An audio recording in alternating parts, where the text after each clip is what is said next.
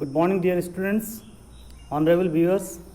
Today we will learn about respiratory system, function, facts, organs and anatomy. Also we will discuss about the gaseous exchange through breathing and respiration, and also we will discuss about the difference between the breathing and respiration. Let us see about the definition of respiratory system. The respiratory system is the network of organs. आपको पता हो कि respiratory system जो है वो organs के network होते हैं एंड टिश्यूज़ के, दैट हेल्प्स यू ब्रीथ, जो कि आपके श्वसन में मदद करते हैं. It includes your Airways, lungs and blood vessels. इसमें एयरवेज होते हैं, लंग्स होता है एंड ब्लड वेसल्स होते हैं, पार्टिसिपेट करते हैं.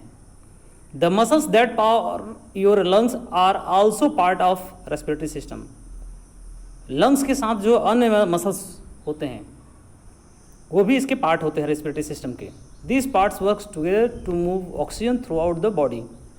ये हेल्प करते हैं मूव करने में ऑक्सीजन को थ्रू आउट द बॉडी, पूरे शरीर में, and clean out waste gases like carbon dioxide. और वेस्ट गैस जो बनती है हमारे शरीर में, कार्बन डाइऑक्साइड, उसको भी बाहर करने में मदद करती है.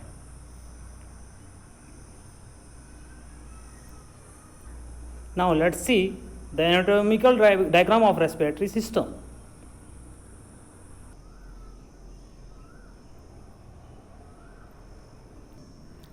These respiratory systems, the organs of respiratory systems are divided into two tracts. First one is the upper respiratory tract. From here, in upper respiratory tract, nasal cavity, pharynx and larynx. इसमें नसल cavity आते हैं, pharynx आता है और लैरिंग्स आता है. इन lower respiratory tract में टेकिया, lungs, bronchi, alveoli and bronchioles. Also it comes in diaphragm in lower respiratory tract.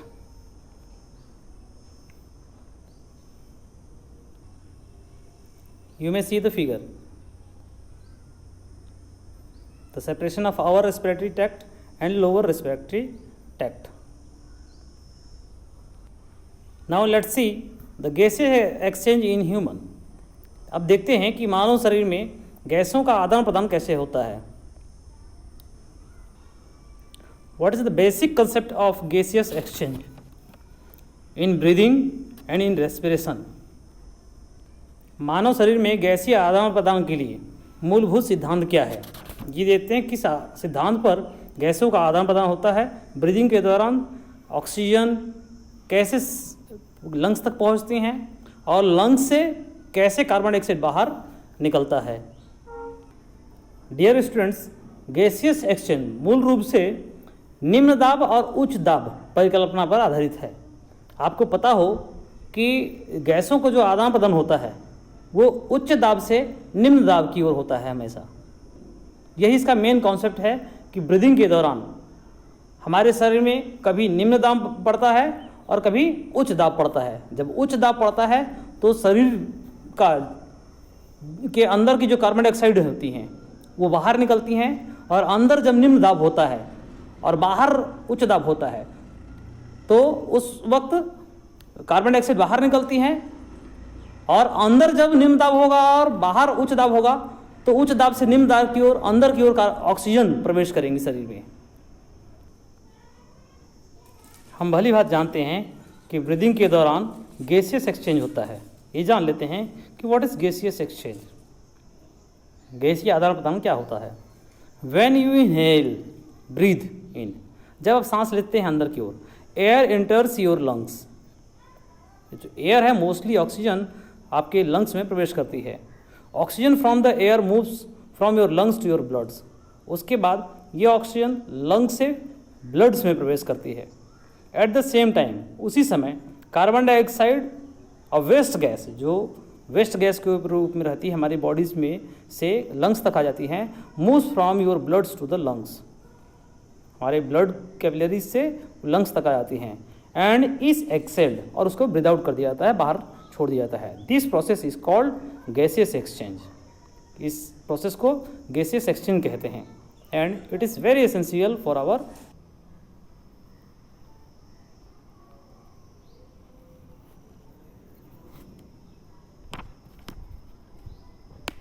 देखते हैं कि जब हम इनहेलेशन और एक्सहेलेशन करते हैं तो उस वक्त बॉडी का मूवमेंट कैसे होता है। जब इनहेल करते हैं तो रिब्स हैं, रिब केज जो हैं वो ऊपर की ओर उठती हैं और अंदर की प्रेशर जो है वो कम हो जाती है, अंदर वॉल्यूम बढ़ जाता है।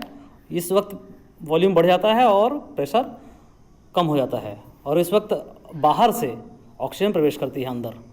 और जब कॉन्ट्रैक्ट होता है, दबता है, हमारी पसलियाँ दबती हैं नीचे की ओर, तो उस वक्त वॉल्यूम कम हो जाता है और कार्बन डाइऑक्साइड शरीर से बाहर निकलती है।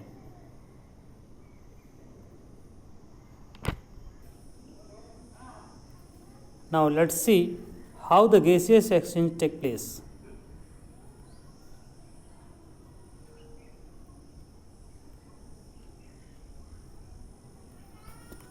First of all, air enters the body through the nose. नाक से प्रवेश करती है, ये माउथ कैविटी है। उसके बाद गैस माउथ से होती हुई फेरिंग्स, थ्रोट, गले की ओर जाती है। उसके बाद लैरिंग्स जो गलगंट है, वॉइस बॉक्स वहाँ प्रवेश करती है। उसके बाद ट्रेकियम जाती है। डियर स्टूडेंट्स, लैरिंग्स तक का भाग जो है वो अपर रिस्पिरेटरी सिस्टम यानी कि कंबसन जोन के अंतर्गत आता है।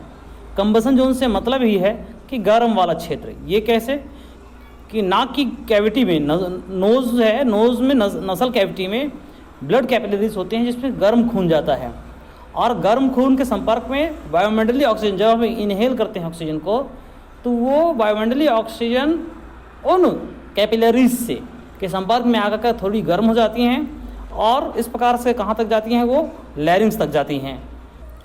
उस ऑक्सीजन के साथ न केवल ऑक्सीजन भर आता है बल्कि नाइट्रोजन भी आते हैं और अदर पार्टिकल भी आते हैं।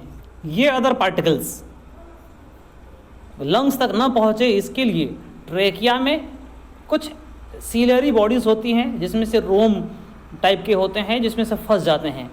ये पार्टिकल्स जो होते हैं, धूल के कण वगैरह, उसमें फंस जाते हैं, वो अंदर लंग्स तक प्रवेश करने नहीं पाते हैं। फिर इसके बाद ये पार्टिकल्स जो हैं इनको कैसे शरीर से बाहर किया जाता है, इसी के कारण से छींक आती है। दूसरा, जो म्यूकस निकलता है वहाँ पर लैरिंग्स में म्यूकस निकलता है, उस म्यूकस का दो काम है। फर्स्ट, तो जो गर्म वायु आ रही है उसकी टेम्परेचर को कम करना। दूसरी बात, उसको डिज़ोल्व करके, घोल करके उनको यूसोफेगस में, ग्रास नली में डाल देती हैं। उसके बाद से वो बाहर निकल जाता है। अब देखते हैं कि लोअर रेस्पिरेटरी ट्रैक्ट, जिसको हम रेस्पिरेटरी जोन भी कहते हैं, वो कैसे काम करता है, इस वीडियो के माध्यम से देखते हैं।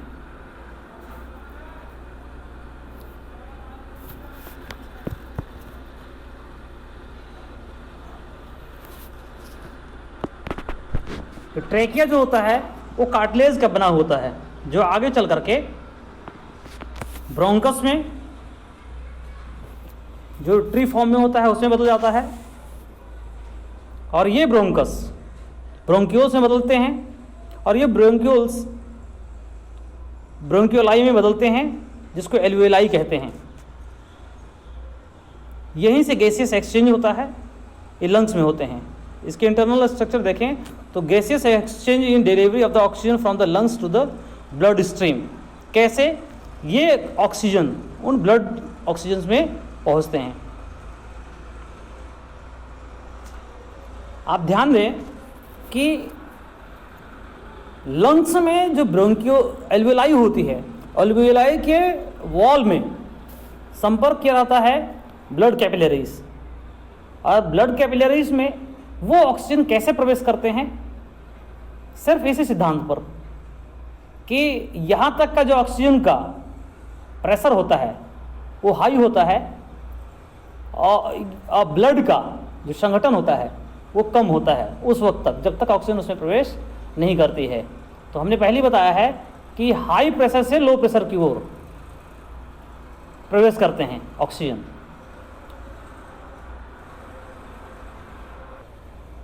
इस प्रकार से जो ऑक्सीजन है वो ब्लड कैपिलरीज के ब्लड में वो तुरंत डिफ्यूज हो जाती है। ये आप देख सकते हैं, capillaries lies with in wall of alveoli. Alveoli के चारों तरफ कैपिलरीज, ब्लड कैपिलरीज लगी रहती हैं, जिसमें से रेड ब्लड का प्रेशर्स होते हैं। देख सकते हैं वीडियो में आप। फ्यूज शेयर बेसमेंट मेम्ब्रेन होता है। ये काले वाले जो हैं वो नीले रंग में जो है ऑक्सीजन है, और ग्रीन में वो कार्बन डाइऑक्साइड। ये आरबीसी है, आरबीसी के कण में कार्बन डाइऑक्साइड होती है और वहीं से तुरंत कार्बन डाइऑक्साइड बाहर निकल आती है, और वो ब्लड कैपिलरीज से होते हुए वो कहाँ पहुँच जाएंगे? लंग्स तक। और लंग्स के बाद लंग्स में जब दबाव पड़ता है तो उस वक्त डेंसिटी उसकी हाई हो जाती है, यानी प्रेशर अधिक हो जाता है, और वायुमंडलीय प्रेशर जो है वो कम होता है। इस कारण से वहाँ पर उच्च दाब से निम्न दाब के, यानी बाहर की ओर बाहर निकाल दिया जाता है कार्बन डाइऑक्साइड। इस डायग्राम में भी देख सकते हैं आप गैसेस एक्सचेंज इन ह्यूमन, कि किस प्रकार से ऑक्सीजन लंग्स में आती है और लंग्स से ऑक्सीजन जो आप देख रहे हैं, ऑक्सीजन के 2 मॉलिक्यूल्स हैं, वो रेड ब्लड सेल्स में प्रवेश करते हैं और रेड ब्लड सेल्स से एब्जॉर्ब करके ऑक्सी हीमोग्लोबिन बन करके ऑर्गन्स में पहुंचते हैं, और इन ऑर्गन्स से फंक्शन के दौरान एनर्जी का ऑक्सीडेशन होता है। यहाँ पर जो ग्लूकोज है, ग्लूकोज का ऑक्सीडेशन होता है, वहाँ पर एनर्जी निकलती है। उस एनर्जी जो एटीपी के रूप में रहती है उसका बॉडी के डिफरेंट फंक्शंस के लिए यूज़ करी जाता है, और फलस्वरूप उसमें कार्बन डाइऑक्साइड वहाँ से रिलीज की जाती है। वो कार्बन डाइऑक्साइड इस ब्लड के साथ वेन्स के माध्यम से कार्बोक्सी हीमोग्लोबिन बना करके वो कहाँ तक पहुँचती है? लंग्स तक। और लंग्स में जब कॉन्ट्रैक्शन होता है, संकुचन होता है हमारे चेस्ट का, तो चेस्ट का जब संकुचन होता है तो वहाँ पर दाब अधिक हो जाता है और बाहर की ओर कम दाब होता है। उसको बैलेंस करने के लिए कार्बन डाइऑक्साइड उच्च दाब से निम्न दाब यानी कि बाहर की ओर निकल जाती है, जिसको हम लोग श्वसन कहते हैं। Now let us see what is the difference between breathing and respiration. Here is a basis of comparison. किस आधार पर इनका कंपेयर करते हैं हम लोग? डेफिनेशन के आधार पर भी कंपेयर करते हैं ब्रीदिंग एंड रेस्पिरेशन को। श्वसन, सांस लेना जिसको कहते हैं श्वसन। Breathing is a biophysical process that involves the exchange of gases through inhalation and exhalation. Breathing जो है वो जैव भौतिक क्रिया है जिसमें हम गैस को एक्सचेंज करते हैं इनहेलेशन, अंतः श्वसन और बाह्य श्वसन के द्वारा। रेस्पिरेशन क्या होता है? Respiration is a biochemical process, ये जैव रासायनिक क्रिया है to release energy from organic compound. Organic compound जैसे कि हमारा ग्लूकोज हुआ, उससे एनर्जी को रिलीज करने के लिए रेस्पिरेशन की जाती है, which are then use for performing different physical activity. जो फिजिकल एक्टिविटी जैसे हम चलते हैं, फिरते हैं, बात करते हैं, इन सब के लिए एनर्जी की आवश्यकता होती है, वहाँ पर इस एनर्जी को यूज़ कर लिया जाता है। नेक्स्ट देखते हैं प्रोसेस किस प्रकार से काम करता है। It is a biochemical and biophysical process है ये breathing, whereas it is a biochemical process. Respiration is biochemical process. Steps breathing consist of the 2 steps, inhalation and exhalation. अंतः श्वसन करते हैं, अंदर की ओर सांस लेते हैं ऑक्सीजन और बाहर की ओर कार्बन डाइऑक्साइड छोड़ते हैं। रेस्पिरेशन में कंसिस्ट ऑफ 3 स्टेप्स, इसमें 3 स्टेप्स होते हैं रेस्पिरेशन में। एक ग्लाइकोलिसिस होती है, क्रेब्स साइकिल होता है एंड इलेक्ट्रॉन ट्रांसपोर्ट चेन होता है। इसके ऊपर हम बाद में वीडियो बनाएंगे आपके लिए, लेकिन ये 3 स्टेप्स मेन होते हैं जिसका यूज़ रेस्पिरेशन में किया जाता है। वॉलंटरी और the involuntary breathing includes both voluntary and involuntary actions. उसमें से मेहनत वाला भी काम करना पड़ता है और इनवॉलंटरी वर्क भी करना पड़ता है, जोर जोर से कभी सांस लेना पड़ता है और हमें आराम से भी रिलैक्स भी रहते हैं, तभी हमारी सांसें चलती रहती हैं। Respiration is A involuntary action, ये आंतरिक क्रियाएं होती हैं जो पता हमको नहीं चलती हैं। एक्टिव और passive, inhalation is an active process, ये सक्रिय क्रिया है श्वसन लेना, whereas exhalation is a passive process. जो एक्सहेलेशन है बहिर्क्षेपण, जिसमें हम लोग ऑक्सीजन को बाहर निकालते हैं, इज ए पैसिव प्रोसेस, निष्क्रिय क्रिया है। एक्सेप्ट फॉर सम रिएक्शन, कुछ रिएक्शन को छोड़ करके इन ग्लाइकोलाइसिस क्रिया में no other steps require energy, energy के लिए कोई भी स्टेप्स की आवश्यकता नहीं होती है। पर्पस, क्या उद्देश्य होता है इसका ब्रीदिंग का? Breathing provides oxygen to different parts of body, शरीर के विभिन्न भागों को ऑक्सीजन पहुंचाने का काम करता है ब्रीदिंग, उपलब्ध कराती है oxygen. Respiration, respiration produces a large amount of energy by the degradation of organic compound, organic compound glucose के डिग्रेडेशन से, अपघटन से लार्ज अमाउंट ऑफ एनर्जी को रिलीज करता है रेस्पिरेटरी सिस्टम, रेस्पिरेशन से। ऑकर्स कहाँ होती है? Breathing occurs in all vertebrates and some arthropods, जो 4 पैर वाले होते हैं, आर्थ्रोपोडास होते हैं जो 2 पैर वाले होते हैं, और सारे के सारे वर्टिब्रेस, इन सब में ब्रीदिंग होती है, श्वसन की क्रिया होती है। और respiration occurs in all living organisms, सारे के सारे जीव जंतुओं में होती है, प्रेजेंट ऑन द अर्थ, धरती पर जितने भी उपस्थित होते हैं।